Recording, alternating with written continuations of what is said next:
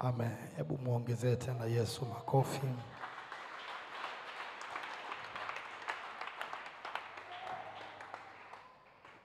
Alafu tukiwa katikati ya uwepo huu wa Bwana, hebu simama, nyosha mikono yako juu. Kipo kitu Mungu alikuwa anafanya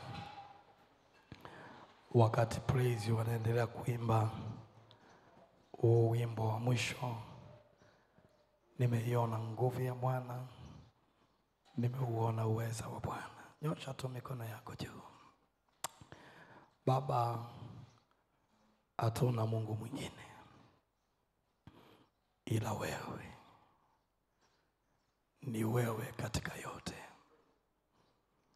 Ni wewe katika yote. Ni wewe wakati wa furaha. Ni wewe wakati wa machozi. Hatuna mwingine. Wakati tunaimba tulikuwa tumemaanisha sana kuimba ya kwamba hatuna mwingine. Hayakuwa maneno tu, lakini Yesu, watoto wako tumemaanisha kutokea ndani. Maombi yangu ni haya: pokea ibada ya kila mtu aliyekuadhimisha katika roho na kweli. Pokea ibada ya kila mwanamke hapa ndani. Pokea ibada ya kila mwanaume. Pokea ibada ya kila mzee. Pokea ibada ya kila mtoto ambaye yupo kwenye malango haya. Lakini zaidi sana Bwana Yesu, pokea ibada ya viongozi wetu wa praise waliosimama madhabahuni na kutuongoza. Wamejiandaa, wameomba, na tumeyaona matokeo ya kujiandaa na kutulia miguuni pako. Pokea ibada ya wapiga vyombo wote, maana wakati wanapiga walikuwa wanakupigia wewe. Lakini pokea ibada ya mafundi mitambo. Pokea ibada ya watu wa media. Pokea ibada ya kila mtu ambaye Mfalme umempa neema ya kuwepo kwenye hili jengo. Tunakushukuru, tunakubariki na tunakusherehekea kwa makofi. Yesu, mpigie tena Bwana makofi. Mungu akubariki. Unaweza ukaketi sasa. Unaweza ukaketi sasa. Na Bwana akubariki. Asante sana praise team kwa kujiandaa vizuri, na haya ndio matokeo ya kujiandaa. Watu wanapoamua kuomba, kuziombea ibada, lakini wale waliopo zamu wanapoamua kujificha na kujisiri kumtaka Bwana, haya ndio matokeo. Jamani, Bwana Yesu asifiwe. Na katika yote ninamshukuru Mungu, nimekuwepo na ninyi kwa siku 3. Nimekuwepo hapa kuanzia Jumatano, tukawepo pamoja Ijumaa, na leo kwa neema ya Bwana ni kama ninamaliza kile Mungu alinituma kufanya kwa hizi siku 3. Nichukue nafasi hii kumshukuru tena mchungaji wetu kiongozi, mama yangu pamoja pia na baba yangu mpendwa. Mungu awabariki sana. Asanteni kwa kuniamini na kuniridhia niweze kuwepo kwenye hii madhabahu. Na nimejisikia vizuri kutumika wakati na ninyi wenyewe mpo kama wazazi wetu, maana nilitamani sana kukutana na ninyi, na ninaamini baada ya kumaliza ibada hii nitapata nafasi ya kuombewa na watu muhimu kama nyinyi. Jamani, makofi kwa ajili ya wazazi wetu hawa wa baraka sana. Hawa ni rulu kwenye kizazi chetu. Ni wachache wamebaki na bado wamekaza kumpenda Yesu. Kwa hiyo tunapokuwa nao kama hivi ni neema sana. Amina, watu wa Bwana. Lakini pia nichukue nafasi hii kulishukuru baraza la wazee. Mungu awabariki sana wazee wa hili kanisa kwa kukubaliana na mchungaji lilipopendekezwa jina la huyu mchungaji Peter Mahenge kuja hapa. Amkuwa na kizuizi, mkamtia moyo mchungaji kwamba hamna shida, anaweza akaja tu na mambo yakaenda sawa. Kwa hiyo wazee, ninawashukuru sana, kazi yenu ni njema. Wachungaji wasaidizi mliopo hapa, viongozi wa idara, mashemasi na kanisa zima kwa ujumla, Mungu wa mbinguni awabariki sana. Na kama mnapokea shukrani hizi, basi tumpigie tena Yesu makofi mazuri. Lakini pia nichukue nafasi hii kuwashukuru sana praise team, tumekuwa pamoja. Mungu awabariki sana. Rafiki zangu wazuri, mafundi mitambo, Mungu awabariki sana kwa kazi njema mnayofanya. Watu wa media, jamani makofi kwa ajili ya watu wa media. Hawa watu wanatusaidia sana, na tunaishi kwenye dunia ambayo tunahitaji hivi vitu ili kazi ya Mungu ikimbie kwa kasi. Kwa hiyo watu wa media, Mungu awabariki. Tunatambua mchango wenu na kazi yenu njema mnayoifanya kwenye ufalme wa Mungu aliye hai. Kwa wale wasionifahamu, mimi naitwa mchungaji Peter Mahenge. Nimeokoka na mpenda Yesu. Ni mume wa mke mmoja na ni baba wa watoto wawili, na nadhani miezi michache hapo mbele tutakuwa tutapokea mwingine watatu, lakini kwa sasa hivi wako wawili, alafu tutamsubiri na huyo mwingine aweze kuja. Lakini pia tuna familia kubwa tu tunayoilea pale nyumbani. Mimi nina familia ya watu 17 ambao wapo kwenye malango yangu pale. Waliniomba sana. Sikufanya hivyo ibada ya kwanza, lakini nasikia kufanya ibada ya pili. Waliomba niwasalimie. Na kama mnapokea salamu za familia yangu, basi tena makofi kwa Bwana Yesu. Lakini kwa umuhimu sana pia mchungaji wangu kiongozi Bishop Dr. Lawrence Kameta, kwa sababu wakati naondoka nilimuaga. Mimi ni mchungaji ambaye sijawahi toka kanisani bila ridhaa ya mchungaji wangu kiongozi. Haijawahi tokea hata kwa bahati mbaya. Mahali popote utakaponiona ujue nina baraka zote za mchungaji anayenichunga. Na nimefanya hivyo mfululizo kwa miaka 16.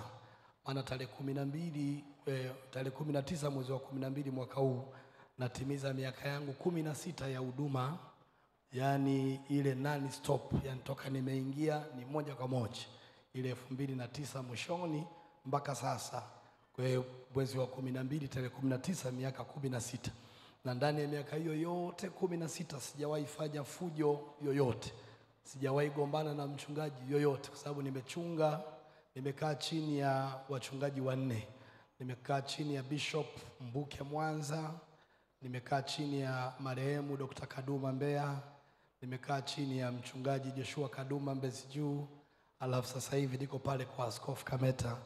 Hao wazee wote nimefanya nao kazi vizuri, na ninamwamini Bwana nitahitimisha nao vizuri bila shida yoyote.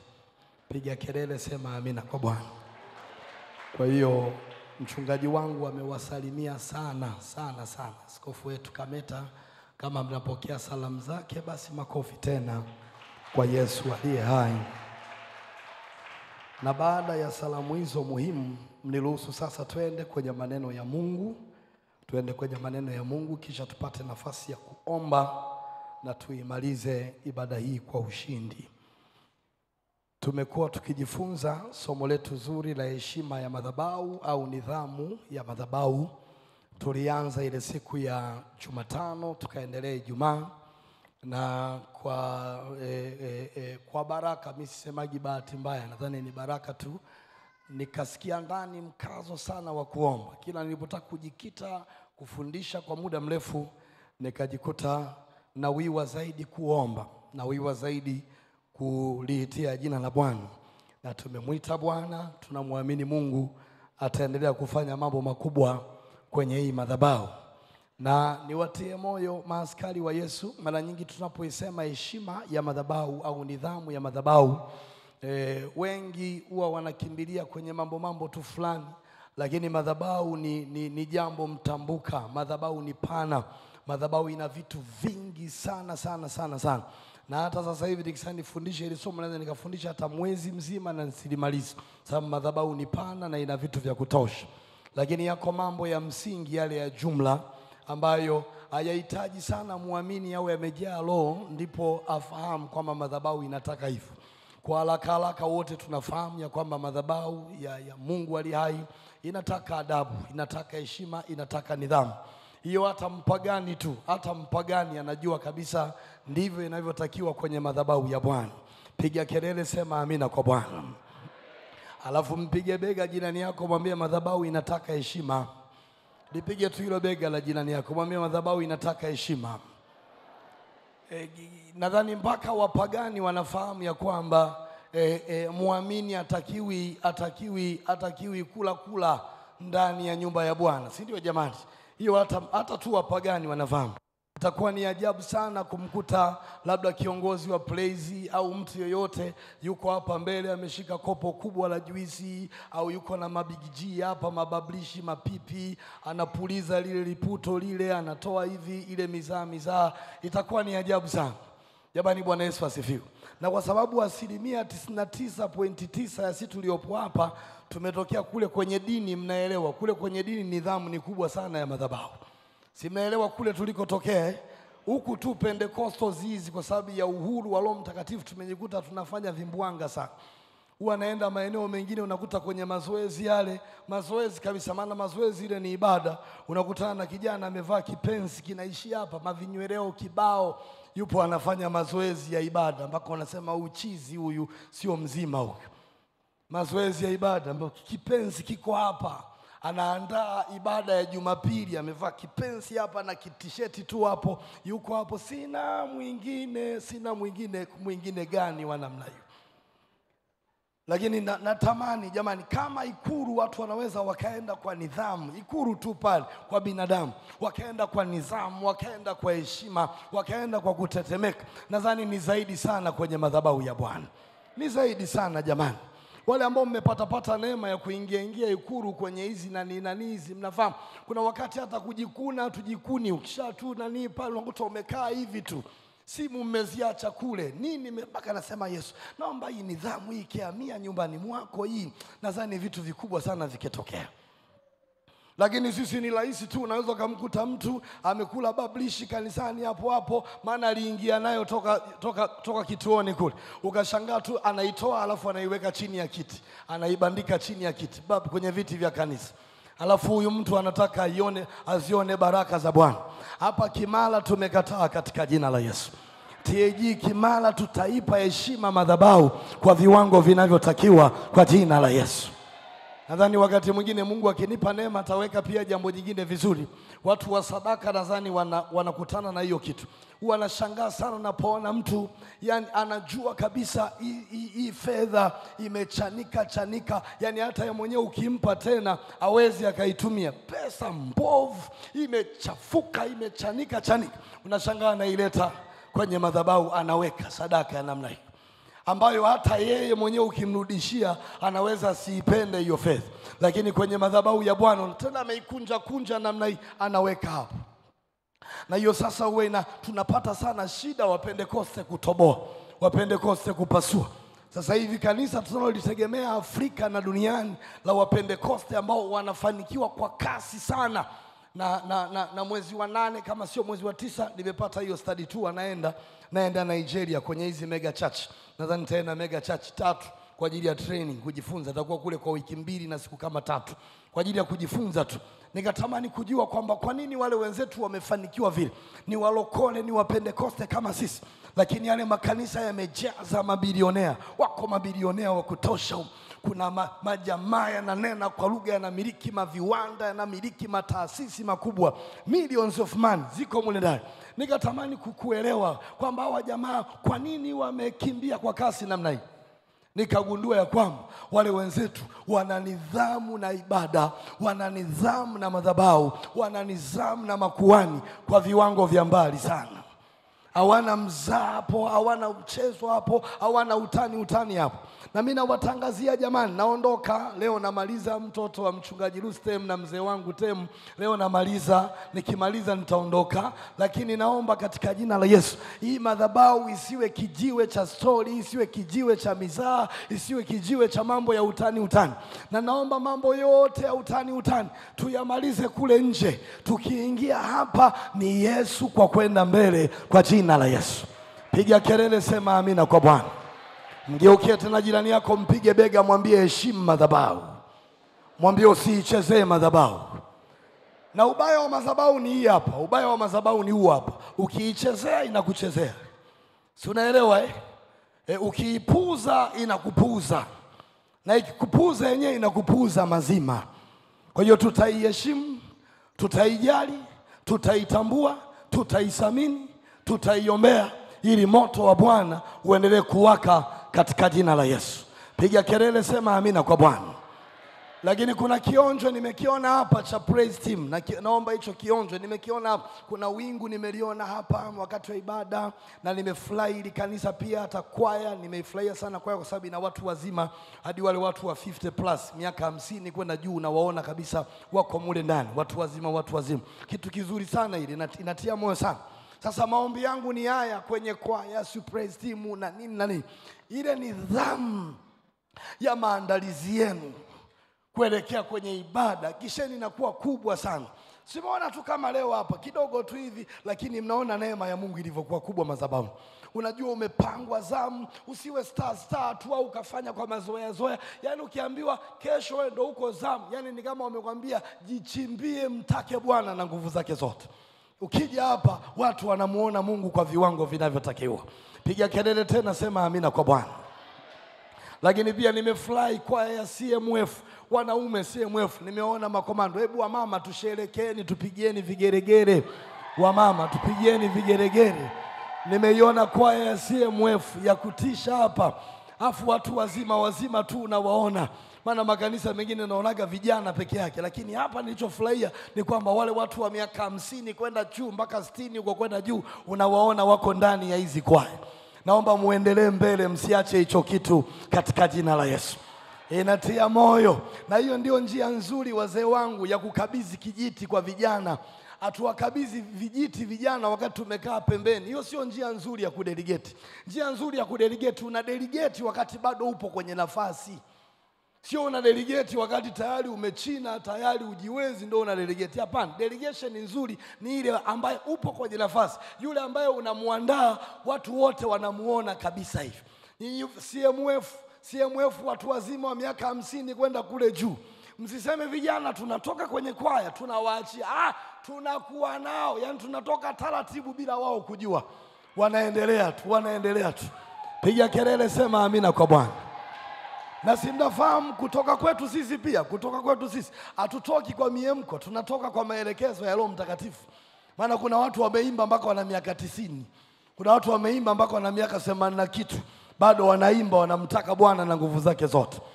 Kwa hiyo inatia moyo. Vijana kama mpo humu ndani, piga makofi kwa Bwana Yesu. Haya. Sasa tumalize hapo makomando wa Yesu. Tumalize hapo. Hebu twende, fungua kitabu cha Kutoka sura ya 6 mstari wa 11. Nataka tumalize kwa nguvu na kwa neema ya ajabu. Kutoka 6:11. Alafu nitakimbia Kumbukumbu la Torati 12:1 mpaka 3. Kutoka 6:11. Ukifika unanitia moyo kwa kusema amina kwa Bwana. Aya, nitaanzia ule mstari wa 10. Bwana akasema na Musa akamwambia, ingia ndani ukaseme na Farao mfalme wa Misri, ili awape ruhusa wana wa Israeli watoke nchi yake. Musa akanena mbele ya Bwana akasema, tazama hao wana wa Israeli hawakunisikiza mimi, basi huyo Farao atazisikaje mimi na amri ya midomo isiyotahiriwa. Sasa twende hiyo Kutoka 9:11. Kutoka 9 au nianze na Kumbukumbu la Torati 12 mstari wa 1 mpaka wa 3. Kumbukumbu la Torati 12 mstari wa 1 mpaka wa 3. Biblia inasema, hizi ndizo amri na hukumu mtakazotunza kuzifanya katika nchi aliyokupa Bwana Mungu wa baba zako, uimiliki siku zote mtakazoishi juu ya nchi. Ona mstari wa 2 hapo na kuendelea, makomando wa Yesu. Tayari kumbe imewekwa pale. Kumbukumbu la Torati 12 mstari wa 1 mpaka wa 3. Kumbukumbu la Torati 12 mstari wa 1 mpaka wa 3. Mkinisaidia kuiweka haraka itakuwa vizuri watu wa IT. Kumbukumbu la Torati 12 12 mstari wa kwanza mpaka wa 3. Watu waiti nisaidieni. Okay, kama bado basi nirudi kwenye hii Biblia yangu. Hizi ndizo amri na hukumu mtakazotunza kuzifanya katika nchi aliyokupa Bwana Mungu wa baba zako uimiliki siku zote mtakazoishi juu yake. Ona mstari wa 2. Vunjeni kabisa mahali pote walipokuwa wakiitumikia miungu yao mataifa mtakayoyamiliki juu ya milima mirefu na juu ya vilima na chini ya kila mti wenye majani mabichi. Ona mstari tena wa 3. Nanyi zivunjeni madhabahu zao, zibomoeni nguzo zao, na maashera yao yateketezeni kwa moto, na sanamu zao za kuchonga za miungu yao zikateni, na jina lao lifutilieni mbali na mahali hapo. Piga tena kelele, sema amina kubwa kwa Yesu aliye hai. Makomando wa Yesu, tumekuwa kwenye mfululizo wa kuisema kwa kina heshima ya madhabahu, na tayari nilimaliza kukupa maana za madhabahu. Nadhani nilikupa kama maana 6 hivi kama sijakosea, kwa wale ambao walikuwepo katikati ya wiki, na siwezi nikazirudia zote. Na kwa haraka we mtu wa ibada ya pili, ili nikae kwenye lengo langu la leo, kwa haraka hapo chini hebu andika nguzo za madhabahu. Nguzo za madhabahu, andika kwa spidi kubwa, nguzo za madhabahu. Nguzo za madhabahu. Nguzo ya kwanza ya madhabahu. Nguzo ya kwanza ya madhabahu yoyote unayoijua, nguzo yake ya kwanza ni Mungu wa madhabahu. Mungu wa madhabahu, hiyo ni nguzo ya kwanza ya madhabahu. Mungu wa madhabahu. Na hata hapa tumemfuata Mungu anayemiliki na kutawala kwenye hii madhabahu, na yupo anatembea. Kama umeandika, piga kelele, sema amina kwa Bwana. Lakini nguzo ya pili ya madhabahu ni kuhani wa madhabahu. Kuhani wa madhabahu, hiyo ni nguzo ya pili ya madhabahu. Kuhani wa madhabahu, na tayari kuhani wa madhabahu tunaye, anaitwa Rustem akisaidiana na baba yetu mchungaji Tem. Kuhani wa madhabahu tayari tunaye hapa. Piga kelele, sema amina kwa Bwana. Hiyo ni nguzo ya ngapi? Ya pili. Nguzo ya tatu ni moto wa madhabahu. Na hata mimi nimeletwa kuchochea moto wa madhabahu. Piga kelele, sema amina kwa Bwana. Na huu moto hautazimika kwa namna yoyote ile. Mimi naondoka leo, lakini moto hauondoki. Moto utaendelea kuwaka. Na hapa natangaza kwa jina la Yesu, huu moto uwake kwenye ofisi zenu, huu moto uwake kwenye sebule zenu, huu moto uwake kwenye vyumba vyenu. Watu waanze kusema, watu waanze kuongea kwamba washirika wa TAG Kimara, Roho wa Bwana ameshuka juu yao na wameamua kuchochea moto wa madhabahu. Utawaka asubuhi, utawaka mchana, utawaka jioni, utawaka usiku, utawaka usiku wa manane, na wala utazima. Kama unaamini, piga kelele kubwa, sema fire kwa jina la Yesu. Kwa hiyo hapa nipo kwa ajili ya kuchochea moto wa madhabahu, yani kwa namna yoyote usizime. Na hapa niwasaidie Wapentekoste wenzangu, au Wapentekoste wa hivi wananichosha mpaka nasema nao kimewapata nini hawa? Mimi nachomshukuru Mungu, nimezaliwa kwenye Upentekoste, japo nilichepuka kuingia huko duniani kwenye nini yale mambo ya ujana hivyo. Yesu akaniokoa, akanirudisha huko. Kwa ninaufahamu sana. Kama kuna kitu sipendi mimi, ni ule ustaarabu wa walokole wiki. Sipendi. Kwa sababu sijakuwa kwenye ile kuomba. Ngamwona mtu farisayo, omba. Atawaangalia, ataona kama si mnapoteza muda hivi, alafu hivyo. Na namshukuru Mungu sana. Kama kuna kitu wazee wangu, namshukuru Mungu, nisingesoma hichi kizazi kenitesa sana. Yani kama kuna kitu nambariki Mungu, ni kupata kashule kadogo aka kadunia. Maana nature ya injili nayohubiri, kama nisingepita kwenye anahubiri injili ya kishamba hii ya kizamani ya kilokoloko, kwa sababu wana shule. Lakini sasa kashule ya kadunia kapo. Mimi nimeliona kanisa la 90, miaka ya 90 kuja hivi chini. Nimeliona kwa macho hivi, sio kwa kusimuliwa. Nimeona hivi sababu nimezaliwa humo, nimekuwa humo, pamoja na kuondoka baadaye nikarudi, nimeliona hivi. Alafu nimeliona kanisa la 2000, hii miaka ya 2000, miaka 25, 2000 mpaka hapa 2025 hapa. Nalo nimeliona kwa macho hivi. Sasa haya ni makanisa mawili tofauti sana, ili la 90 na ili la 2000 kuja huku juu. Ni makanisa mawili unaweza kazani ni sijui ni ole wa nchi na bahari, yani ni mbali kabisa. Mimi nimekuwa na majiant kanisani, majitu ya moto, majitu ya nguvu, majitu ya mamlaka, wakianza kuomba tena wakati mwingine hata bila vyombo. Ile Jerusalem Temple Sokomatola Mbeya, uko kule mbali kule kabisa, mbali kule, wakianza kuomba unajua kabisa pale Jerusalem Temple pamewaka moto usiokuwa wa kawaida. Sasa ile kitu ili iweze kutokea, kanisa litakiwa kuwa hivi ombeni. Unakuta watu wamekaa tu hivi, mwingine anasinzia, mara lale, mwingine anapiga miayo kwenye maombi. Yani hebu mtikise mwenzako, mwambie washa moto. Mwambie acha kukaa kizembe. Mwambie tena washa moto. Hivi nye yale maombi na Matendo ya Mitume sura ya 4:30 hadi 31. Mpaka Biblia inasema mahali pale wale jamaa wakaomba, Roho wa Bwana akashuka na mahali pale pakatikiswa. Unafikiri ile prayer ilikuwa ya kawaida? Yale maombi yalikuwa ya kawaida mpaka pakatikiswa. Waliopo mule ndani wameona kabisa kwamba nguvu ni nyingi zimeshuka. Waliopo nje pia wanaona kabisa ile nyumba kuna kitu kimetokea. Hayakuwa maombi ya kifarisayo kama haya hivi. Haleluya. Haleluya, mpaka unasinzia umo kwenye arura. Haleluya.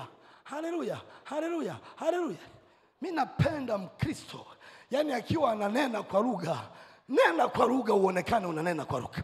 Kama Bwana ameachilia huo uvuvio wa kunena kwa lugha. Unaomba kwa Kiswahili, omba sikika. Na ambacho hamjui wateule wenzangu wazuri wa kanisa zuri la Baraka la Kimara, ambacho hujui, unapoomba kwa kumaanisha, yale maombi hayakusaidii wewe tu. Ile hali ya kuomba haikujengi wewe tu, inamjenga na jirani yako. Hata kama alikuja yupo chini, kuna namna unashangaa anauishwa, maana amekaa na mtu ambaye ni fire. Na nielewa nyinyi watu wa Mungu. Hebu njoo nisimsumbue mzee wangu wa kanisa. Njoo rafiki yangu mrefu mwenzangu, njoo. Mimi ukikaa na mimi utaomba tu nakwambia. Yani utaomba, utaomba. Yani haya mambo mawili utafanya. Tukikaa pamoja. Hata hivi leo nilikaa na wazee wangu pale, ule ustaarabu wa wazee wangu pale, kila nikitaka kujilipua, unaona kabisa wazee wananivuta nyuma, baba zangu. Maana pale mimi nakuaga na vuvuzela langu na filimbi. Ni wale watu wa kuamsha ibadani mwanzo mwisho. Kiti akinifai. Ndio wale wachungaji na muda wote anaongoza timu. Ni hatari. Sina muda wa kupoteza. Nimemwambia Mungu, umeniita nikiwa kijana, nataka niutumie ujana wangu vizuri, ili nikifika level za wazee niwe naonyesha tu matunda katika jina la Yesu. Kwa hiyo tukikaa hivi, na yani utaomba tu kama tumekaa hivi. Sasa wewe farisayo kaka, kama farisayo wewe ndio farisayo ile hapo. Alafu maombi yani wewe ndio vile. Asante sana. Umeona hiyo, endelee. Hiyo hapo sasa maombi yameanza. Kuna namna kama tulikaa utaomba tu, maana mimi omba yangu ni ile raba kashabata ima kapora kashabata baba ima kapara baba. Nikikugonga mara 3 mara 4 mara 5 unashangana wewe, unaanza kidogo pale na pale, vile viustalabu vinaondoka. Hii nyumba naitangazia, nasema pokea moto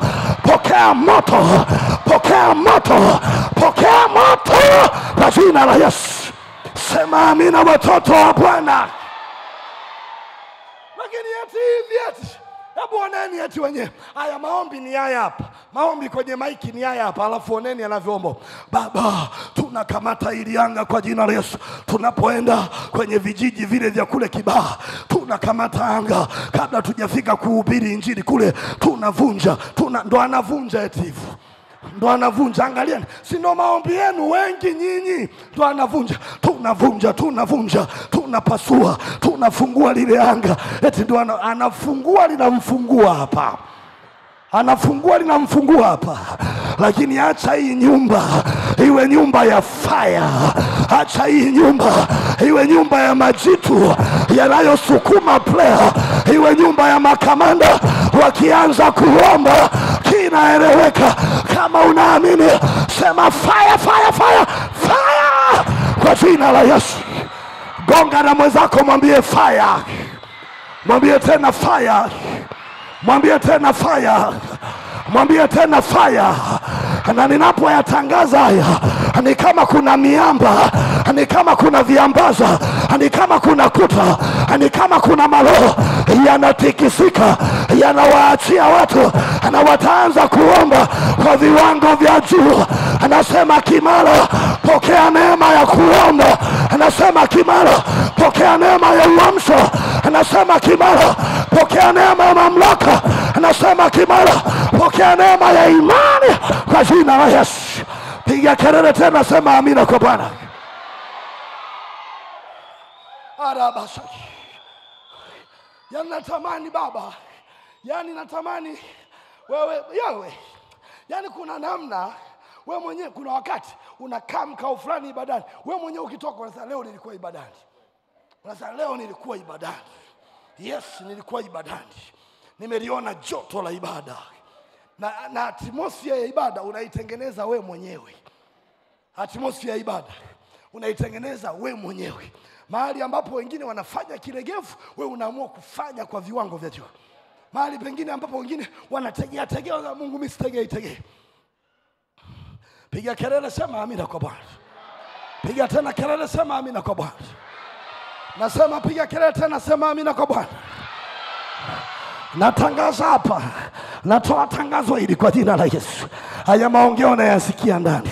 Chochote kilichoweka uzito ndani yako na kuizuia nguvu ya maombi, hicho ambacho kimeweka uzito, nasema na kingoa kwa jina la Yesu. Kinangoka kwa jina la Yesu. Kinangoka kwa jina la Yesu.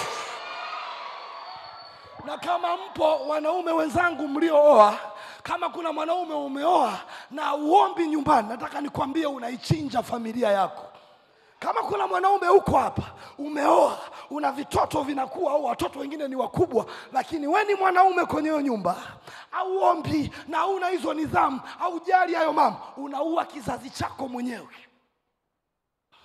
Wanaume wenzangu ambao mko humu ndani, na waambia wazi leo, kama upo mwanaume hapa, au jali ya mambo ya ibada nyumbani, zimefanyika zijafanyika, au jali tena, unaweza ukawa hata wa kwanza wewe kwenda kulala, hata ukiambia nimechoka mimi, hayo mambo endeleeni wenyewe.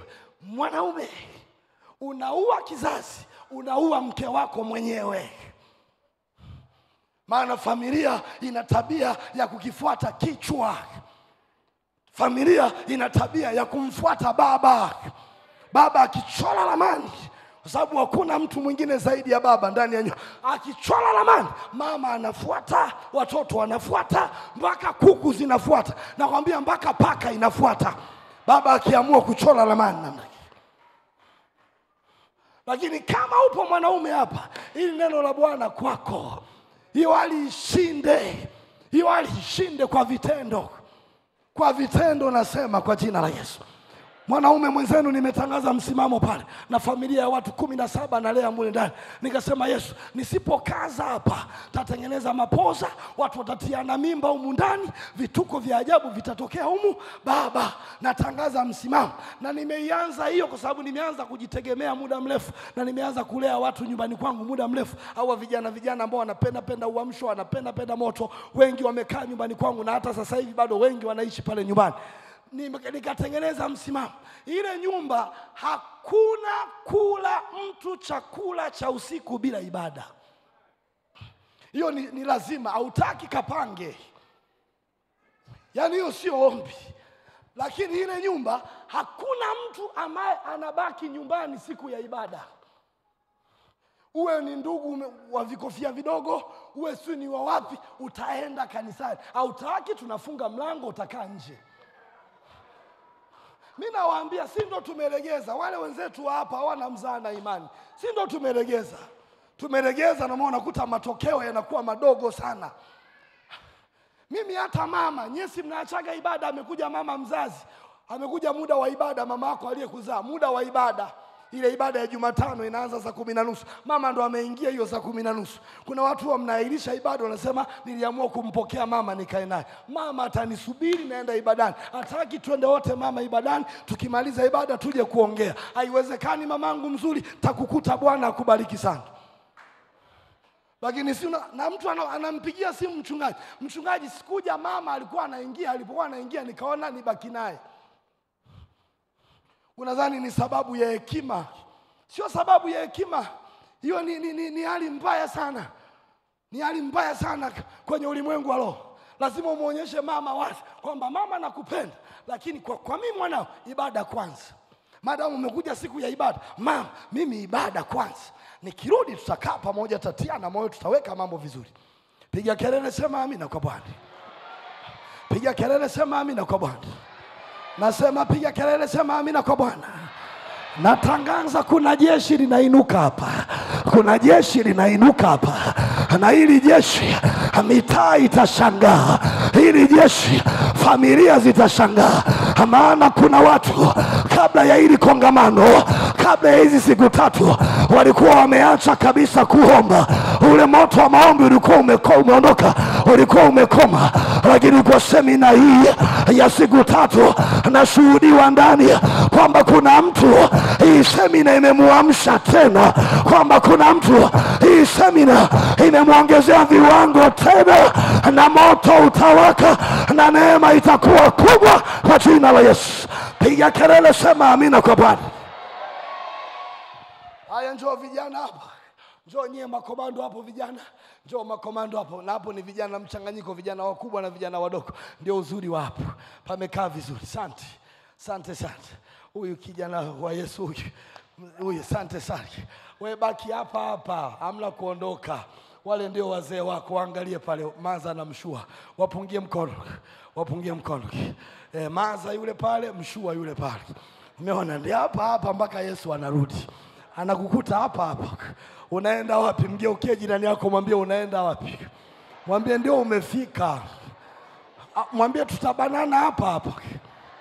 Mwambie sina pa kwenda, ni hapa hapa. Piga kelele sema amina kwa Bwana. Changaje kidogo. Tuchanganye kidogo na nyie hapo jinyi vijana mabinti wa kike. Njoo nyie mliovaa nani t-shirt, njoo. Barikiwe sana. Asante. Nimekuja nyumbani hapa Kimara, mimi ni nyumbani. Kwa nimekuja nyumbani na ubiri kwa uhuru wote kwa jina la Yesu. Sasa hawa ndio vijana. Natamani hii mikesha hii. Hii mikesha pia irudi kwenye madhabahu. Nakaa chini ili niwaone kama pamekaa vizuri. Hebu sasa muwe kama ndio mnaandaa ile huduma ya Kibaha. Nimeambiwa Kibaha mnaenda, mna mikutano Kibaha vijijini mwezi wangapi hapo. Sasa mpo sasa kwenye maombi ya kufungua anga la Kibaha. Mnapishana hapo juu nione kama mmeelewa somo. Anza hapo mnapishana. Anga la Kibaha hilo shagaba lekabaraba sakaparaba yanda mama sakaparabara. We mwanangu fungua anga tafadhali. We mwanangu fungua anga. Araba sakabori kasai araba lianda basekatana makai. Kuna kitu nakitafuta kwenye kanisa la Kipentekoste. Wale wa miaka ya 90 walikiona kama kilivyo 90 kwenda huku chini. Hii 2000 hapa kuna kaupepo kametokea, kaustaarabu sio kametokea wapi, sio kakwetu. Hiyo hapo ni Kibaha. Kibaha funguka. Kibaha funguka. Kibaha kamata moto. Kibaha shika moto. Ya kanababo. Mizimu yote Kibaha. Matambiko yote Kibaha. Roho zote za udini kwenye anga la Kibaha. Kibaha vijijini. Hiyo ni mlandizi inapigwa. Hiyo ni mlandizi inapigwa. Mnajiandaa kwenda kuhubiri. Ya kanababo. Wa Tanzania mnaofuatilia kwa njia ya mitandao ya kijamii na wa Tanzania mliopo hapa, hii ndio picha yetu wa Pentekoste. Hii ndio muonekano wetu kwenye uwanja wa maombi. Ya kana mama, ya kana baba. Naomba nyosha mikono juu. Wale mliookoka miaka ya 90 kushuka chini. Wale mliookoka 90 kushuka chini. Nyosha mikono juu na nana baba. Mnavyoona hivi ni kama mnakumbuka zile enzi ndio kanisani kulikuwa hivi. Kulikuwa hakuna usingizi, hakuna mapoza, hakuna maombi ya kinyonge, hakuna maombi ya kuchoka. Rakasada baba ina baba anasema Kimara moto umewaka. Anasema Kimara moto umewaka. Ile hali ya maombi Roho wa Bwana anaichochea tena. Madhabahu yako haitazima, itashika moto, itatembea na moto. Kama unaamini sema amina kubwa kwa jina la Yesu. Umeona hii kitu? Umeona hii kitu? Hii kitu natamani irudi. Hii kitu natamani irudi. Hii kitu natamani irudi. Rakapo utafurahia maombi. Sipendi yale mambo ya usingizi, ya unyonge. Namwambia Bwana, lipua tena kanisa. Lipua tena kanisa. Liwashe tena. Lichochee tena. Liongeze tena. Lizidishe tena. Rakana baba. Ina baba. Ina baka. Hivi ni nani anapita hapa? Ni mchawi gani anapita hapa? Ni uganga gani unapita hapa? Ni uharibifu gani unapita hapa? Nasema kanisa, kama tunaipokea hii hali, sema tena fire kwa jina la Yesu. Alabasa. Naomba kanga hapo. Naomba kanga. Yani mpaka nashindwa kurudi kwenye notes. Naomba kanga chap. Naomba kanga. Asante. Harabasai. Asante makomando. Bakini hapa. Asante masumo. Ni mfano lakini mpaka wamezaa matari. Ni mfano lakini mpaka wamezaa matari. Yani wameshaanza kuona anga linafunguka. Ni mfano tu lakini wamesha. Kwa nini? Kwa sababu wanaomba kwa kumaanisha. Sio ile bla bla. Nyinyi mliokoka miaka 2000 kuja hivi. Niwasaidie mliokoka 2000 kuja huku juu. Kanisa la Kipentekoste ni kanisa la shughuli. Kanisa la Kipentekoste ni kanisa la moto kweli kweli. Hapa nawatia moyo makomando mliokoka miaka 2000 kuja huku juu. Sio kanisa la watu hivi mapaloko hivi yani hivi sio kanisa. Ni kanisa la fire kweli kweli. Wakati wa kusifu unaona watu wanasifu wamemaanisha. Wakati wa kuabudu unaona watu wanaabudu wamemaanisha. Wakati wa kuomba unaona watu wanaomba wamemaanisha. Mimi nimelelewa na bibi. Sikupata neema ya kulelewa na mama. Mama yangu amenizaa akiwa mdogo sana. Amenizaa akiwa form 1 pale Sangu. Alikuwa mimi na mama tumepishana miaka 15 tu. Kwa hiyo akiwa form 1 alinizaa mama. Kwa hiyo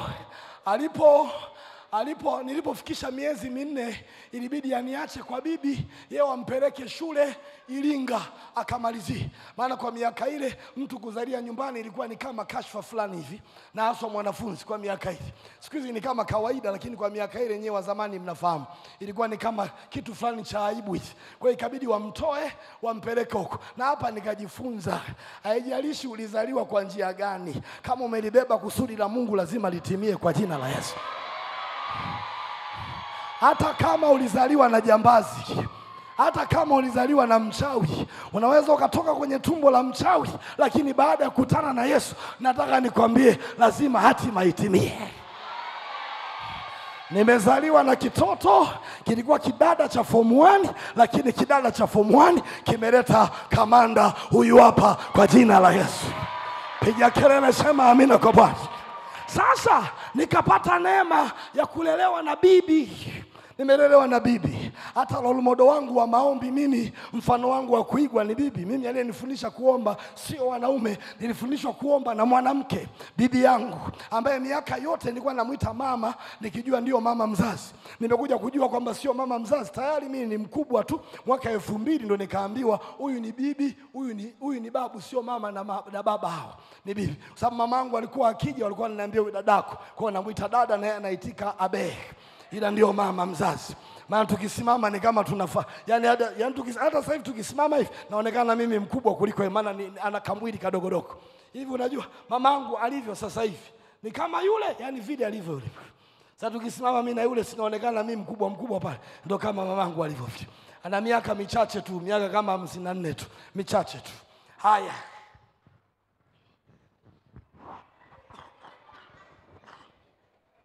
Hao wanawake anatamani warudi tena.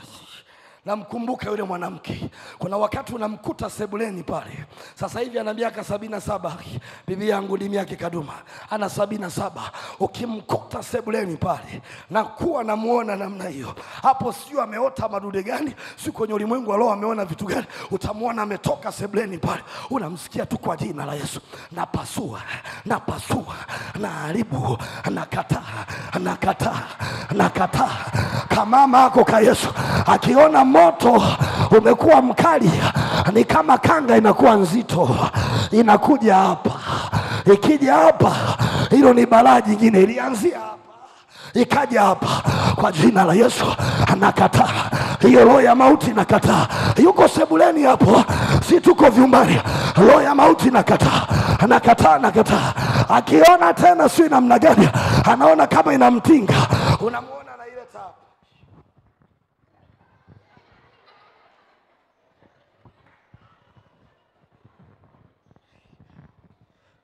Yule mama ni mzee, ameiweka hapo, yuko sebuleni pale, ana miaka 77 sasa. Unamkuta pale, nikata pato, ipakapa.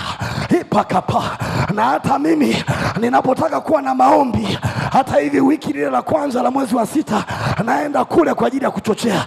Kila ninapoitaka kempu ya maombi, ninapotaka kujifungia, huwa namuomba ruhusa mchungaji wangu, na safiri naenda Mbeya, na kuwa na bibi yangu wiki nzima niko naye. Tuna yale maombi ya kwanza saa 6 mpaka saa 11, saa 6 usiku mpaka saa 11. Niko na yule mwanamke ana miaka hiyo 77, lakini mkianza kusukuma, mkianza kuomba hapo, mara zote ni mara chache tumemaliza pamoja, lakini mara nyingi lazima nimuache yeye pale, mimi ninaondoka, maana ni chuma kweli kweli.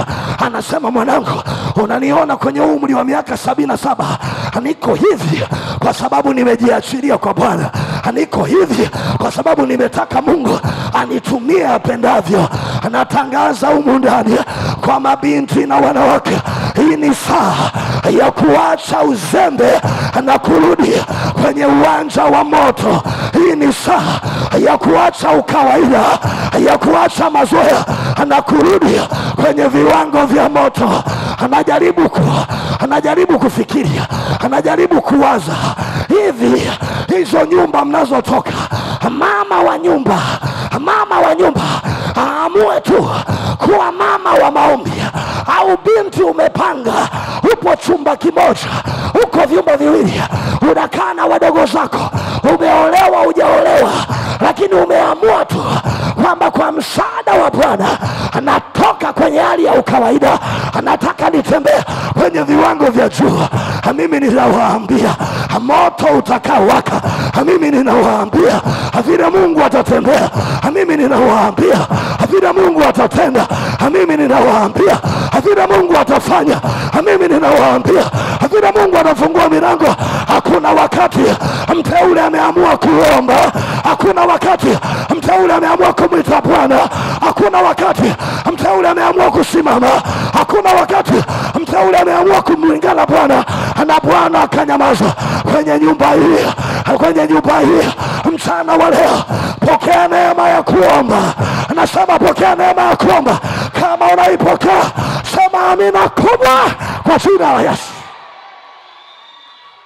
Kiongozi wangu, tukirudi hapo tutaona vitu vikubwa sana. Hebu mtikise mwenzako, mwambie acha kujionea huruma. Mwambie anza kuomba. Mwambie usilale masaa yote. Mwambie usilale usiku mzima. Mtie moyo, mwambie anza kuamka. Rudia tena, anza kuamka. Na hapa nasikia kitu, sikiliza. Kama upo hapa, ulikuwa na utamaduni wa kuamka, una lisaa lako limoja, una masaa yako mawili, sikiliza, alafu ghafla hiyo hali imezima. Sasa hivi ni mzito kuamka, au uwezi, na hata ukiamka unaishia kulala. Sikiliza, hiyo ni taa nyekundu, kuna kitu kijakaa sawa. Lakini tumia wingu hili kumwambia Bwana, narudi kwenye yale masaa yangu. Nilikuona sana kwenye yale masaa yangu. Kuna watu sio wachungaji, anaweza asiwe na cheo, lakini kila akitulia kwenye faraja zake, lazima Mungu aongee naye, lazima avione vitu, lazima Mungu aseme naye. Na kutia moyo hapa, tumia hili daraja kurudi kwenye nafasi yako kwa jina la Yesu. Na utaki kuogopa kwenye uwanja wa moto, utaki kuogopa. Njoo rafiki yangu mzuri, njoo rafiki yangu mzuri, utaki kuogopa. Hebu panda mgongoni rafiki yangu mzuri. Sasa huyu ndio mtoto wa mwisho sasa. Yaani alivyopanda inaonyesha amebebwa sana mgongoni. Huyu hapa.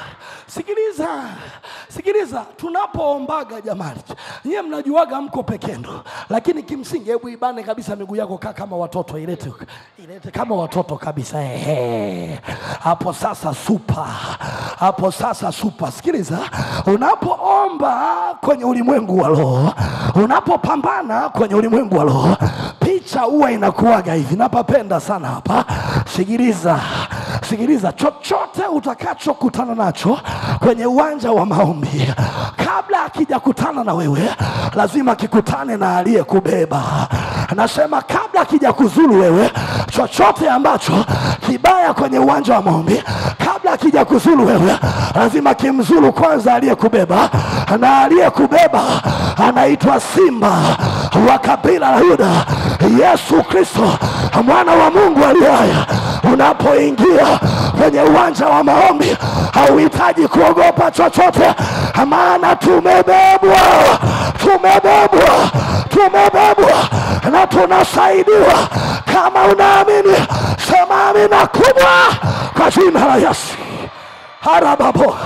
Mgeuke jirani yako, mwambie umebebwa na Bwana. Mwambie tena umebebwa na Bwana. Mwambie omba usiogope, umebebwa na Bwana. Hebu ushike mkono wake. Ushike mkono. Shika tu nyema komando, msiondoke hapa. Shika tu hapo. Asante sana, mmenisaidia kuhubiri. Nimewapenda bure. Ushike mkono wake, muangalie. Harabasaka, mgeukie yeye. Ina makala basaka boy. Harabari makaya. Hebu kwa dakika 2 muombe tu neema ya kuomba tena. Fungua kinywa ukiwa umekaa hivyo. Fungua kinywa, muombe neema ya kuomba tena. Inua sauti.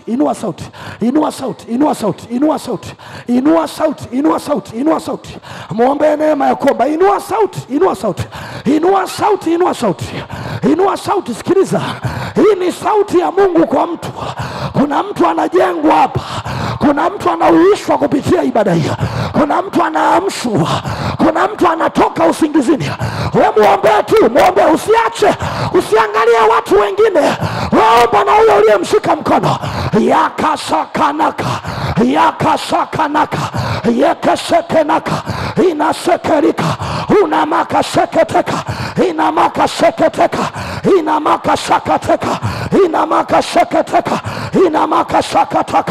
Unamakasheketeka.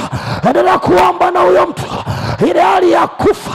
Kuna watu walikuwa wanaomba usiku, yale maombi yamekufa. Na kuombea neema yarejee tena. Yale maombi yako ya saa 7, wengine saa 8, wengine saa 9 walikuwa na maombi mazito, wengine saa 10 alikuwa na maombi mazito. Hiyo neema ikurejee tena. Na ianze leo. Hiyo neema ikurejee tena. Huo uamsho kurejea tena. Na uanze leo. Hiyo hali ya kupoa, hiyo hali ya kufa, hiyo hali ya kuzimia, na ikataa kwa jina la Yesu. Hakuna mapoza.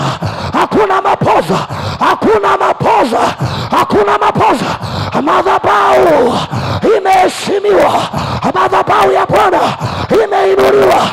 Yakanabaza. Ina mababa kiki. Harabariandogosha.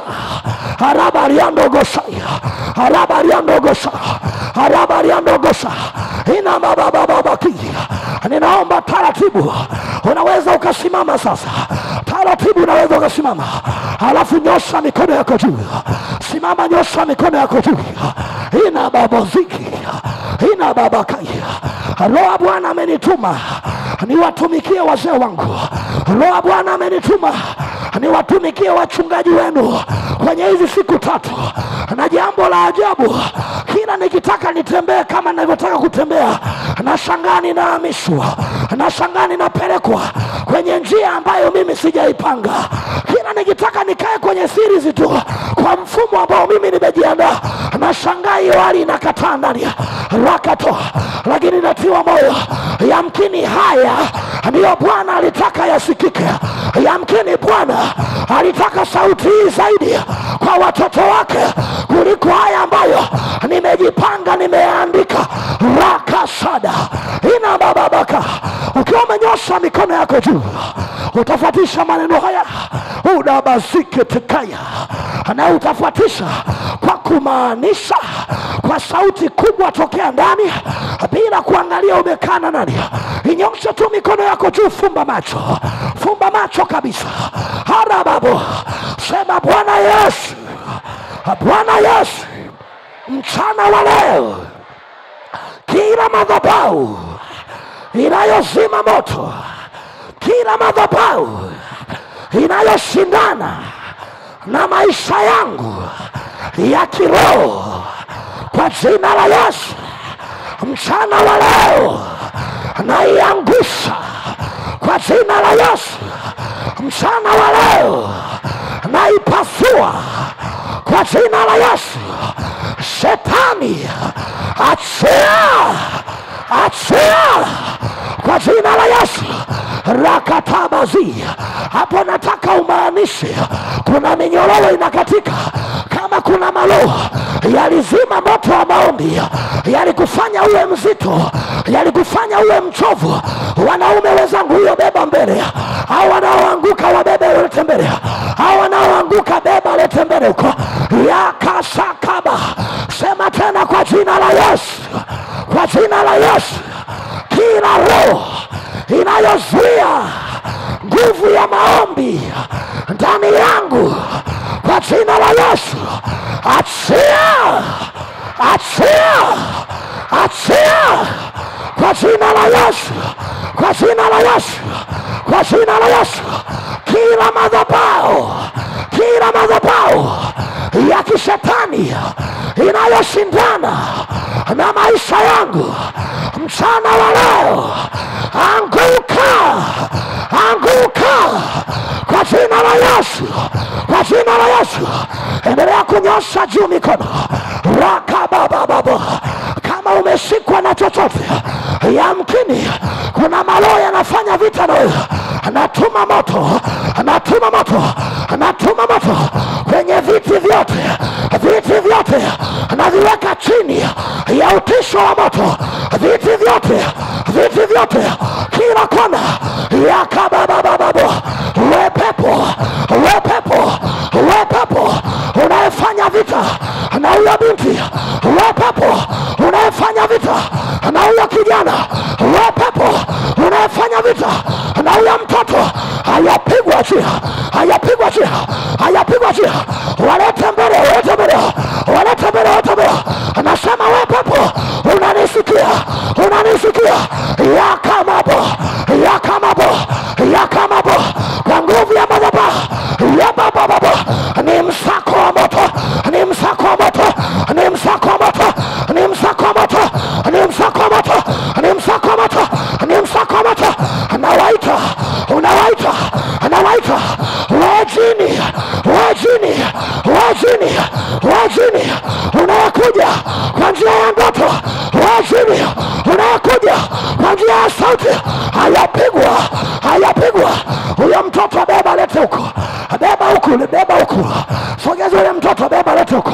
Vijana beba huyo, mbebe, mbebe lete huko.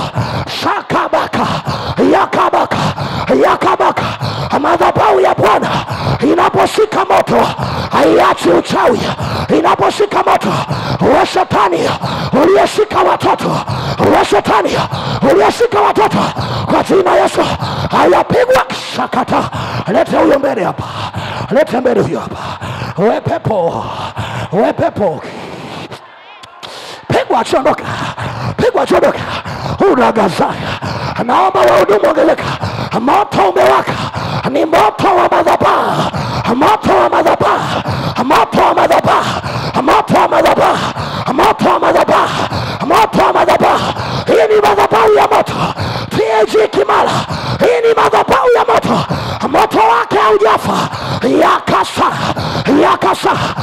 naita mapepo, naita mapepo.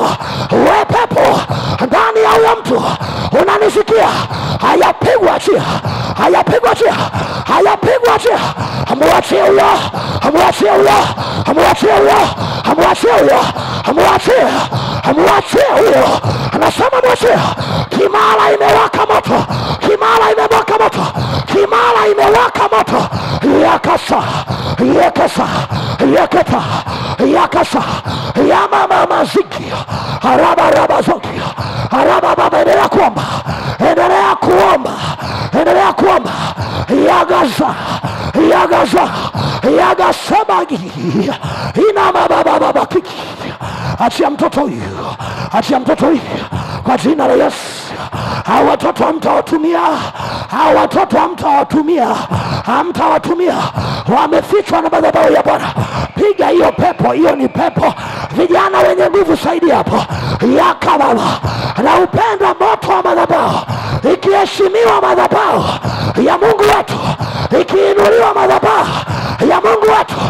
Yakasa, yakasa. Endelea kuomba, endelea kuomba, endelea kuomba, endelea kuomba. Hakuna madhabahu itakaa, hakuna madhabahu itakaa. Yakasa, yakasimaga, yagabaga, yamabogigi. Hakuna ngome. Endelea kuomba hapo. Yagasa, yagasa, yagasa kwa jina la Yesu. Hakuna pepo, hakuna usultani, hakuna usultani. Yagasa, yagasa, yagasa, yagasa. Saidia huyo, saidia huyo wagaraba. Vijana nisaidieni hapa. Wamama beba huyu, saidia, changamka. Rakababo, yakababo, yakababo, yakababo, yakababo. Hadi baba baba. Sakakatagaki, sakakatabaki. Yapana baba. Hakuna pepo itakaa, hakuna pepo itakaa. Nisaya hapa. Achia ufahamu, achia ufahamu, achia ufahamu kwa jina la Yesu. Imeinuliwa juu madhabahu ya Mungu wetu, imeinuliwa juu madhabahu ya Mungu wetu, imeinuliwa juu madhabahu ya Mungu wetu, imeinuliwa juu madhabahu ya Mungu wetu kwa jina la Yesu, kwa jina la Yesu. Yakamaba, yakamaba, yakamaba, yakamaba. Endelea kuomba makomando, endelea kuomba makomando. Yakasa, yakasa. Hakuna nguvu itakaa, hakuna nguvu itakaa, hakuna nguvu itakaa kwa jina la Yesu. Sakata, yakata, yakata. Ndio kuomba mama, umeshinda, umeshinda. Endelea kuomba, endelea kuomba. Sagada babo, sagada babo, sagada babo, sagada babo. Moto wa madhabahu, moto wa madhabahu, moto wa madhabahu, moto wa madhabahu, moto wa madhabahu, moto wa madhabahu, moto wa madhabahu. Unaenda kuomba mwanangu, unaenda kuomba. Wewe ni prayer warrior, wewe ni prayer warrior. Hautajionea huruma, hautalala bila kuomba, hautaanza siku bila kuomba. Acha maombi yawe ni tabia yako, acha maombi yawe ni maisha yako. Pokea neema hiyo. Yakasado, ya mama babaka, ina baba baba zaya kwa jina la Yesu. Ibaziki sheka kakateka. Haba baba baba hui, haba baba baba hui, haba baba baba hui, haba baba babaka. Neema ya Bwana imeakalia maisha yako. Sete paka, sete paka, sete paka. Ya zodaga, ya doza, ya seka, ya sebaka, ya kema, ya kalaba. Nimependa na watoto wanapokea maombi haya, watoto pia wanapokea maombi haya kwa jina la Yesu. Sada babozi, harabari andogosi, harabari andogosi.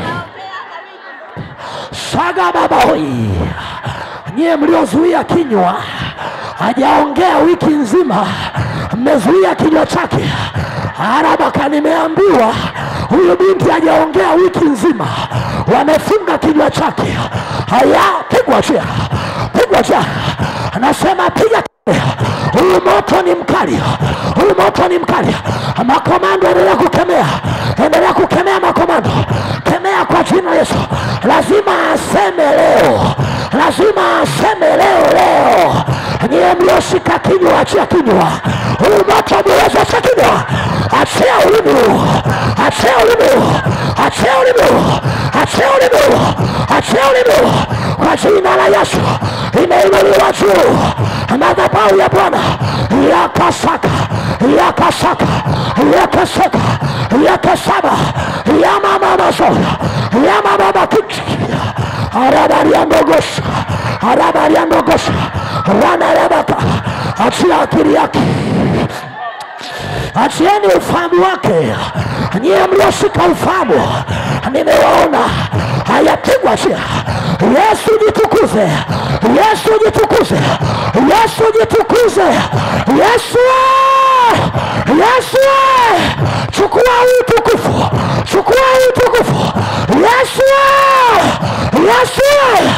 Saga, achia mtoto wetu, achieni mtoto wetu, achieni akili yake, mikono yake, ufahamu wake, kwa jina la Yesu. Hapa makomando, naomba msiharakishe. Lazima aseme leo, lazima aseme. Hatulazi kipolo, hatulazi damu, kwa jina la Yesu. Ina baba bahiki, ina baba babaka. Yesu anatembea, Yesu anatembea. Na huyu ndiye Mungu wa madhabahu yetu, Mungu wa madhabahu yetu, kwa jina la Yesu.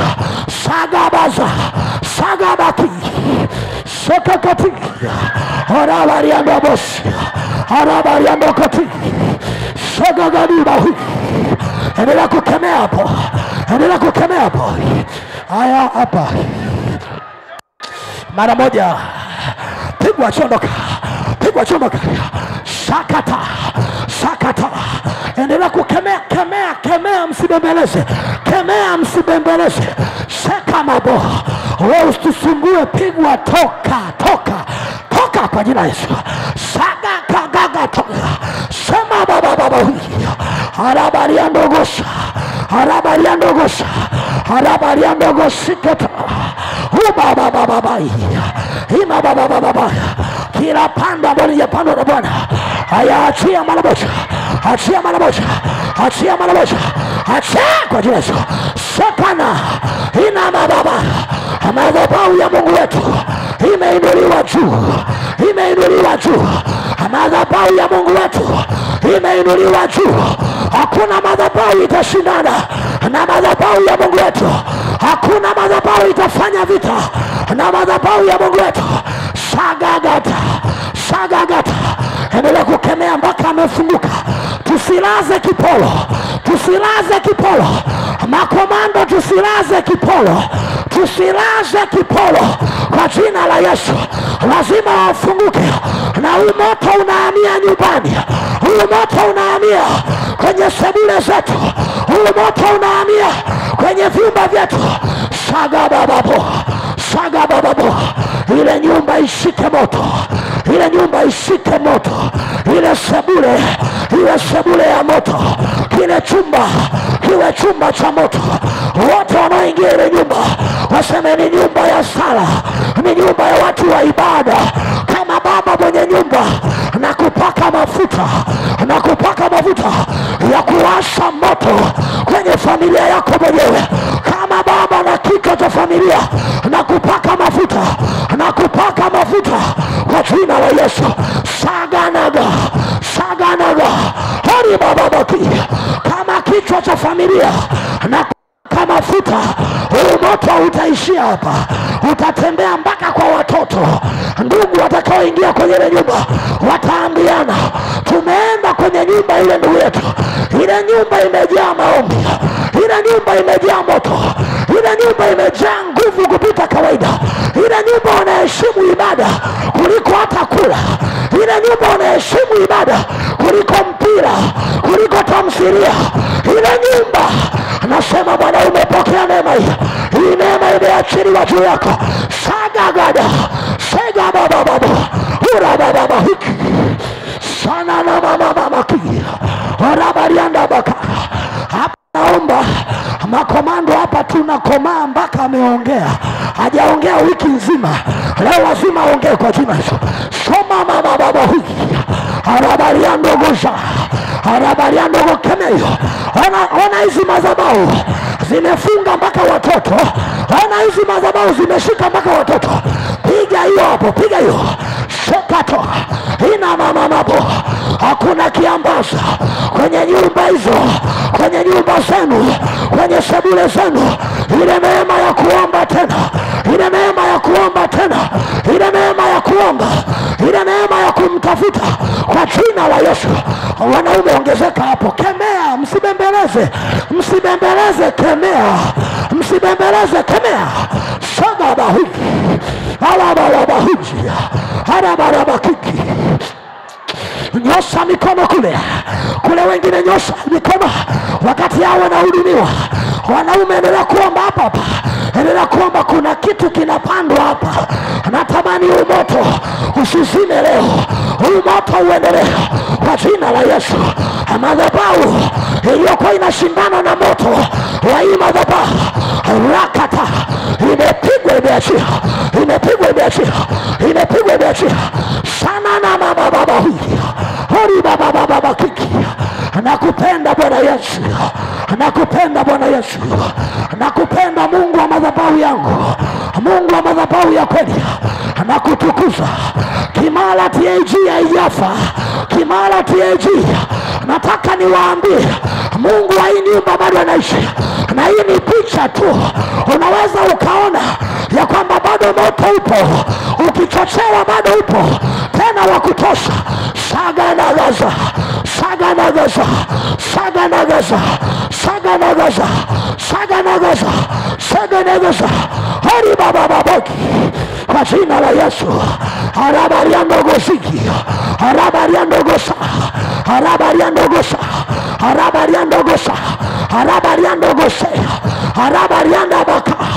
Unayefuatilia kwa njia ya mitandao ya kijamii yana mazo, kama kuna ngome, kama kuna falme, kama kuna madhabahu, hapo nasema moto unapita. Funguka kwa jina la Yesu. Funguka wewe mwanamke, wewe mwanamke unayefuatilia ibada, wewe mwanaume unayefuatilia ibada. Nasema hiyo madhabahu yanguke, madhabahu yanguke, na neema ya Bwana yashike maisha yako kwa jina la Yesu. Ura baba ziki ya kama zogi, ya kama ziki, ya kama zebe hiki. Shekakakati. Endelea kuhudumia watu. Msiharakishe. Hizi ndizo ibada zetu za Kipentekoste. Hizi ndizo, msiharakishe. Wengine kule shikana mikono. Wengine kule shikana mikono. Shika mkono wa mwenzako. Sisi tuliobaki kwenye viti. Sisi tuliobaki kwenye viti. Naomba shikana mikono. Sisi tuliobaki kwenye viti. Shika mkono wa mwenzako. Wewe uliyebaki kwenye kiti. Shika mkono wa mwenzako. Endelea kuomba na huyo mtu. Endelea kuomba na mtu. Hawa watu wa mbele wanahudumiwa mpaka wafunguke. Wanahudumiwa mpaka wafunguke. Mpaka wawe huru. Yani mpaka waachiliwe kabisa. Sagana mawe. Uliyeingia ukiwa mgonjwa. Wewe uliyeingia ukiwa mgonjwa. Hayapokea uzima. Uliamini neno la madhabahu. Wewe uliyeingia ukiwa mgonjwa. Uimarike sasa. Mishipa yako, mifupa yako imarike sasa kwa jina Yesu. Oneni hizi madhabahu zimeshika mpaka watoto wadogo kama hivi, zimekamata. Wao wanaachia. Yagazo, yagamazogo boy, yagamashegete. Ndio Bwana, hatutakubali kupoa. Kule nyuma endelea kuomba. Endelea kuomba na mwenzako. Endelea kuomba na mwenzako. Saga na boy. Yakana na baba. Yakana baba. Yakana baba bia. Inaondoloboza. Inaondoloboza. Inaondoloboza. Inaondoloboza. Inaondoloboka. Inaondelebeka. Inaondelebeka na boy. Saga baba huyu. Ina baba baba kagi. Ima baba kiki. Hori basana waka. Arabariando gota. Arabariando gota. Itakasa. Ina mazi. Ndio Bwana Yesu. Ndio Bwana Yesu. Madhabahu yako imejengwa tena. Madhabahu yako imeuishwa. Imeuishwa tena. Imechochewa tena. Hori mazigi tikatiki. Shaga baba hui, shaga baba hui, shaga baba hui, akapala boy, akapala boy, shakatana na nagada. Ndio Bwana wa mabwana, huu moto hautazima. Tunaingia agano Yesu. Huu moto tunaenda nao kwenye nyumba zetu. Huu moto tunaenda nao kwenye sebule zetu. Watoto wetu wataomba, watu wa malango yetu wataomba, na wataacha kuomba. Inyoshe tu mikono yako juu, endelea kuomba hapo. Sakana maza, sakana maheru hapo, lazima aongee. Leo anaongea. Huyo amezuia wiki nzima hawezi kuongea. Yameanza kusaliti, yameanza kutii amri, yameanza kutii amri. Naomba waombaji wenye nguvu tuongezeke hapa. Kuna mtu amezuiwa aongee wiki nzima. Waombaji wenye nguvu ongezeka hapa. Yani mpaka aseme leo, mpaka aseme huyu binti hapa.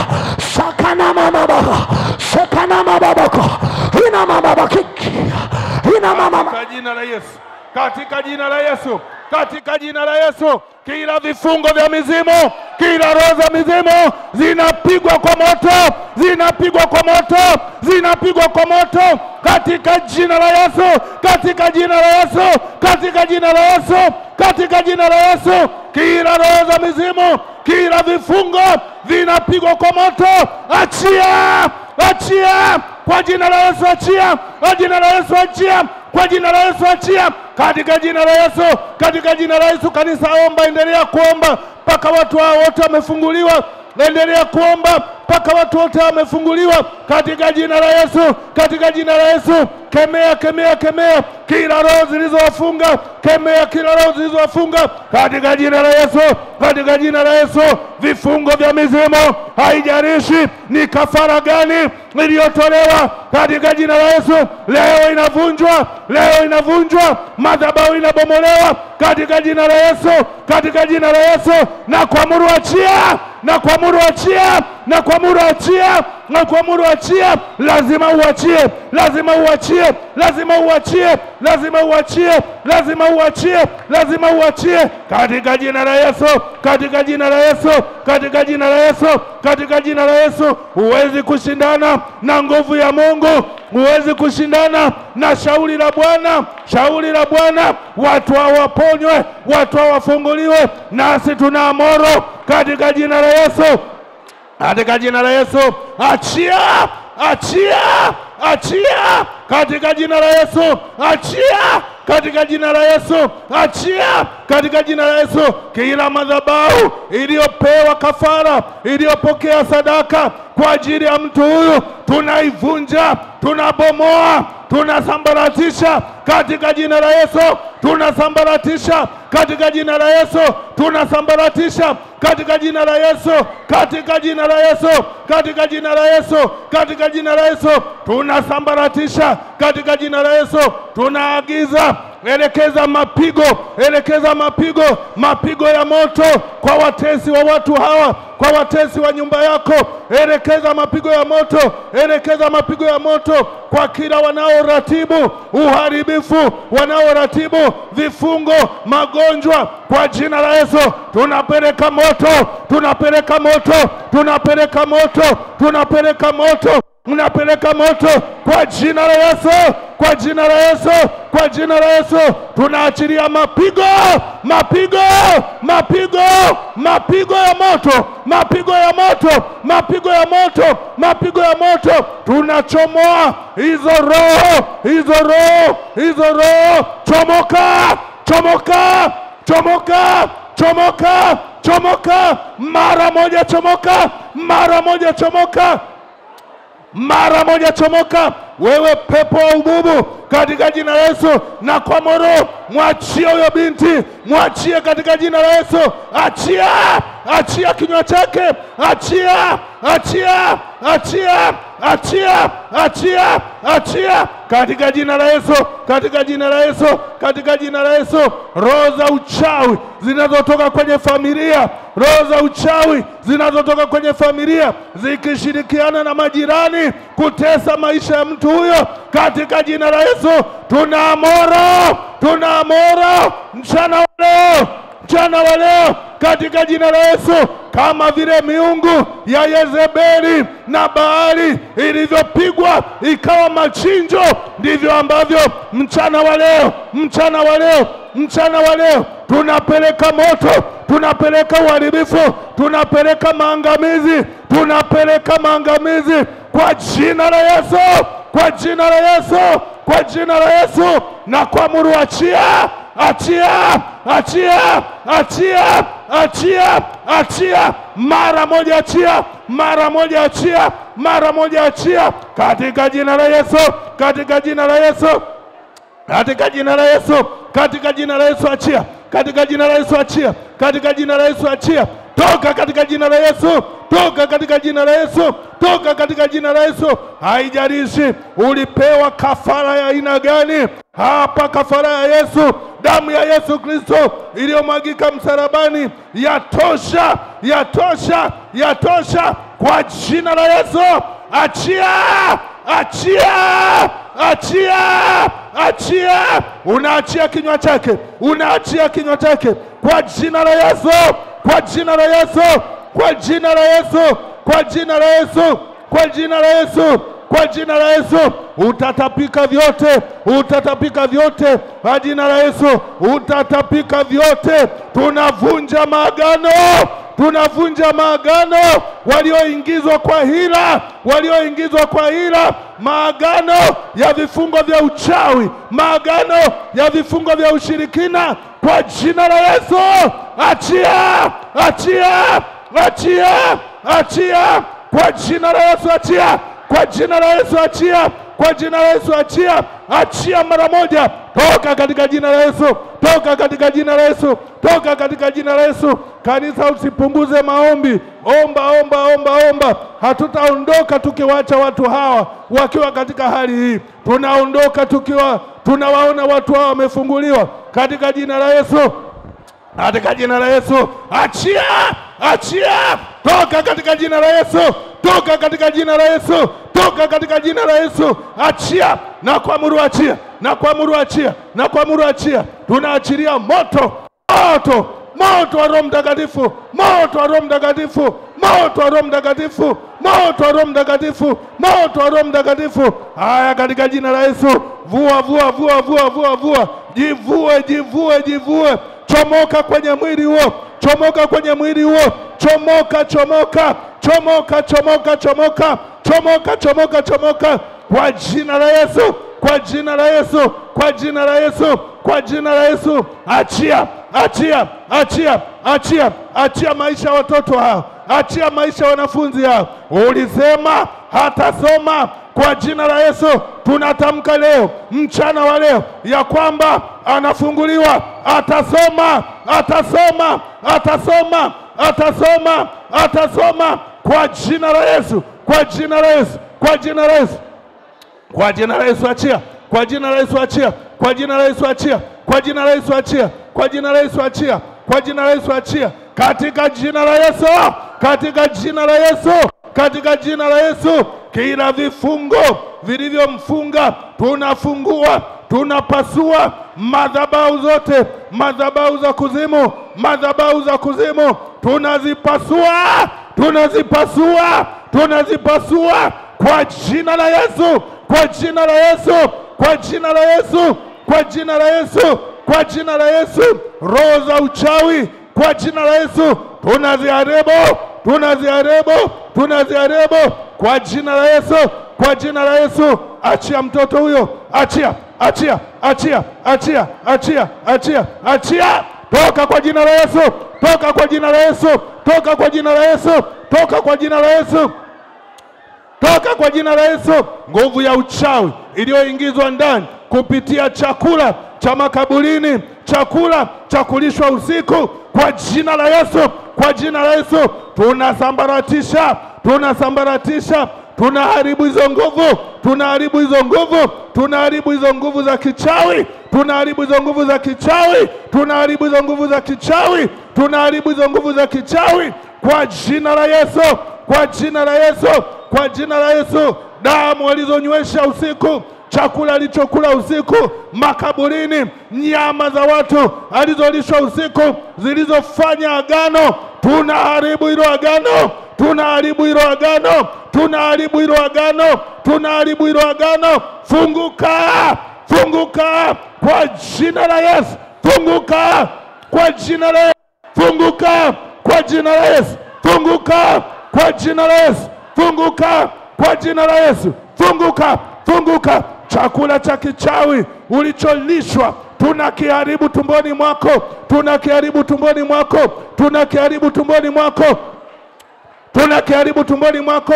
Chakula cha kichawi ulichokula kimegeuka roho za uharibifu tumboni mwako, imegeuka roho za uharibifu tumboni mwako. Chomoka mara moja, mara moja, mara moja, mara moja, mara moja. Chomoka, chomoka mara moja, mara moja. Chomoka, chomoka mara moja, mara moja, kwa jina la Yesu, kwa jina la Yesu, kwa jina la Yesu, kwa jina la Yesu, kwa jina la Yesu, kwa jina la Yesu, kwa jina la Yesu. Kila mapepo yaliyokuingia ndotoni ulipokuwa umelala, mapepo yaliyokuingia ndotoni ulipokuwa umelala, pete uliovishwa kwenye ndoto katika ulimwengu wa roho, agano la ndoa ya kipepo lililofanywa katika ulimwengu wa roho, tunabomoa, tunavunja, tunaharibu kwa jina la Yesu, kwa jina la Yesu, kwa jina la Yesu, kwa jina la Yesu, kwa jina la Yesu, kwa jina la Yesu. Ninaamuru ndoa ya kipepo, ndoa ya majini iliyofungwa katika ulimwengu wa roho, yule pepo, yule jini anayekuingilia usiku katika ulimwengu wa roho, tunavunja, tunavunja kwa jina la Yesu, kwa jina la Yesu, kwa jina la Yesu. Haya, na kuamuru, achia, achia, achia mara moja, achia mara moja, achia mara moja, achia mara moja, achia mara moja, achia mara moja, achia mara moja, achia. Ndoa ya kipepo, pete uliovishwa katika ulimwengu wa roho, maagano, zawadi ulizopewa katika ulimwengu wa roho, maagano uliofanya katika ulimwengu wa roho, katika jina la Yesu tunavunja, tunabomoa, tunaharibu katika jina la Yesu, katika jina la Yesu. Ufunguliwe, ufunguliwe, ufunguliwe mara moja, mara moja, mara moja, mara moja, mara moja, katika jina la Yesu, katika jina la Yesu. Tunatangua katika ulimwengu wa roho, tunatangua katika ulimwengu wa roho maagano yaliyofanywa kwa hila, kwa siri, katika jina la Yesu, katika jina la Yesu, katika jina la Yesu, katika jina la Yesu. Chuo cha kichawi ulichofundishwa usiku ukaingizwa maagano, tunavunja, tunatangua, tunabomoa katika jina la Yesu, katika jina la Yesu, katika jina la Yesu, katika jina la Yesu. Funguka, funguka, funguka, funguka, funguka, funguka, funguka, wewe pepo, wewe pepo, katika jina la Yesu. Na kuamuru, achia, achia mara moja, achia mara moja, achia mara moja, achia mara moja, achia, achia, achia mara moja, achia mara moja, achia mara moja, achia katika jina la Yesu, katika jina la Yesu. Mawasiliano katika ulimwengu wa roho, katika ulimwengu wa roho yanayofanyika kwa hila kuzuia kufunguliwa kwako, tunayakata, tunakata mawasiliano katika ulimwengu wa roho, tunakata mawasiliano katika ulimwengu wa roho, katika jina la Yesu. Funguka, funguka, funguka, funguka, funguka, toka pepo, toka katika jina la Yesu, toka katika jina la Yesu, toka katika jina la Yesu, toka katika jina la Yesu, toka katika jina la Yesu, toka katika jina la Yesu, toka. Mwamsheni, mwamsheni huyo mtoto, mwamsheni huyo mtoto, mwamsheni, mwamshe, mwamshe, mwamshe katika jina la Yesu, katika jina la Yesu, katika jina la Yesu. Tunarejesha, tunarejesha uzima, tunarejesha uhai wa kimungu, tunarejesha uhai wa kimungu, tunarejesha uzima. Pepo toka katika jina la Yesu, toka katika jina la Yesu, toka katika jina la Yesu, toka katika jina la Yesu, toka katika jina la Yesu. Lazima uachie, lazima uachie, lazima uachie, lazima uachie, lazima uachie katika jina la Yesu, katika jina la Yesu, katika jina la Yesu, katika jina la Yesu, katika jina la Yesu, katika jina la Yesu. Vifungo vyote, vifungo vyote, ondoka, ondoka, ondoka, ondoka, funguka, funguka, funguka mara moja, funguka kwa jina la Yesu, funguka kwa jina la Yesu, funguka kwa jina la Yesu, funguka, funguka, funguka, funguka. Roho za kuzimu, roho za Freemason, roho zinapigwa, zinapigwa, zinapigwa, zinapigwa, zinapigwa, zinapigwa. Lazima uachie, lazima uachie, lazima uachie, lazima uachie kwa jina la Yesu, kwa jina la Yesu, kwa jina la Yesu, kwa jina la Yesu, kwa jina la Yesu. Lazima uachie, lazima uachie, lazima uachie, lazima uachie. Huna mamlaka, huna mamlaka, huna mamlaka. Tumepewa mamlaka juu yako, tumepewa mamlaka juu yako ya kuharibu kazi zako. Zimeharibiwa, zimeharibiwa, zimeharibiwa, zimeharibiwa katika jina la Yesu, katika jina la Yesu. Maagano yote, manuizo yote, vitisho ulivyopewa katika ulimwengu wa roho ya kwamba usitoe siri, katika jina la Yesu leo unafunguka, leo unafunguka, leo unafunguka. Ewe pepo, ewe pepo, ewe pepo unayeishi ndani ya mwili wa binti huyo, ndani ya mwili wa binti huyo, kwa jina la Yesu unaondoka, unaondoka, unaondoka kwa jina la Yesu, kwa jina la Yesu unaondoka, unaondoka, unaondoka, unaondoka, unaondoka. Mwachie, achia, ndio, achia mara moja, achia, achia mara moja, achia mara moja, achia mara moja kwa jina la Yesu, achia mara moja katika jina la Yesu, katika jina la Yesu, katika jina la Yesu, katika jina la Yesu Kristo wa Nazareti. Achia, achia, achia nafsi yake, achia nafsi yake, achia nafsi yake, achia nafsi yake. Tunatangua maagano yote, tunatangua maagano yote. Haijalishi ulitumwa, ulitumwa, ulitumwa, ulitumwa, ulitumwa, ulitumwa, ulitumwa. Sisi tunaamuru kwa jina la Yesu, lazima uondoke, lazima uondoke, lazima uondoke, lazima uondoke, lazima uondoke. Ipo nguvu ya Mungu iliyo kubwa zaidi ya mizimu, wachawi waliokutuma, iliyo kubwa zaidi ya Lucifer, iliyo kubwa zaidi ya nguvu yoyote. Ondoka, ondoka, hatuna mjadala na wewe. Ondoka, ondoka, ondoka, ondoka, ondoka, ondoka kwa jina la Yesu. Ondoka, ondoka kwa jina la Yesu. Ondoka, ondoka, ondoka, ondoka kwa jina la Yesu. Ondoka kwa jina la Yesu. Peleka salamu kwa waliokutuma ya kwamba pale nimeondolewa, nimeondolewa, nimeondolewa, nimeondolewa, nimeondolewa. Peleka salamu kwa waliokutuma ya kwamba mahali pale hapakaliki tena. Toka, toka, toka, toka, toka, toka mara moja. Hatuna mjadala na wewe. Ondoka katika mwili huu katika jina la Yesu, katika jina la Yesu. Chomoka, chomoka, chomoka, chomoka, chomoka.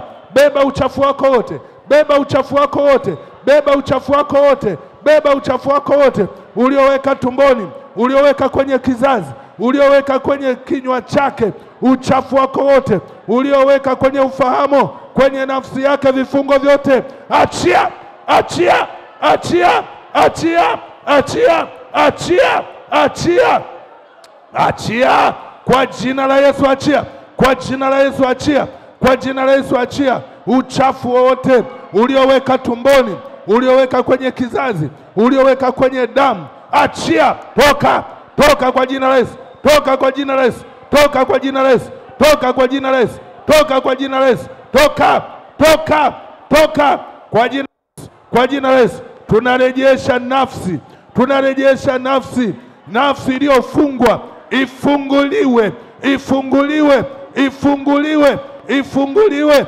ifunguliwe, ifunguliwe, ifunguliwe kwa jina la Yesu, kwa jina la Yesu, kwa jina la Yesu, kwa jina la Yesu, kwa jina la Yesu, kwa jina la Yesu, kwa jina la Yesu.